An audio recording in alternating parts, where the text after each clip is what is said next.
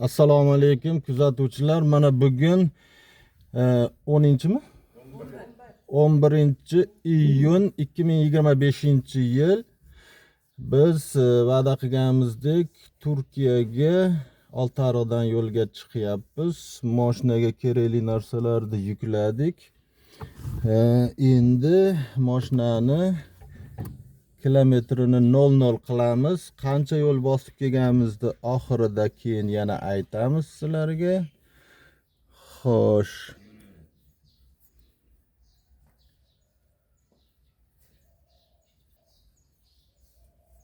Bizda kilometrlarni ko'rsatadigan ikkita bu hozir nevda turibdi. Bu benzinda yurganligini ko'rsatadi. Bu o'zgarmaydi. Bunisi tokda yurganligini ko'rsatadi. Bunisi общий yurganini ko'rsatadi. Endi bu biz o'zgartirishimiz mumkin bo'lgan, xohlagan paytda bizni o'zgartirishimiz mumkin bo'lgan A trip. Biz bunaqadan yana bitta bor B trip.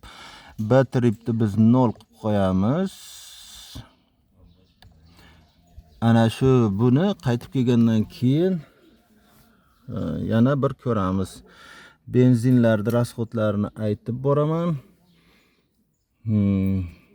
Hozir 305 kilometr bilan Qoplonbek chegara posti orqali Qozog'istonga o'tib ketamiz. Mashinamizning общий ko'rinishi bular passajirlar, singillarim hamda onam. Xudo xohlasa 15.000 kilometr hammamiz qiziqyapmiz. 15.000 kilometr yurib kelamiz. Palatkalarni olganman, ishiriladigan divanlarni olganman.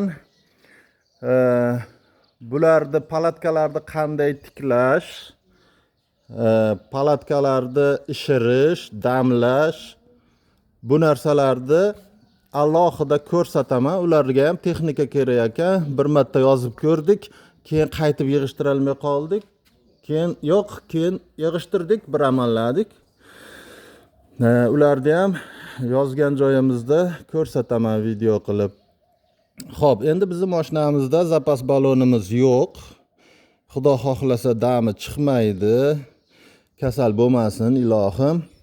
Agar yo'lda qiyinchiliklar bo'lsa, yana video qilib ko'rsataman.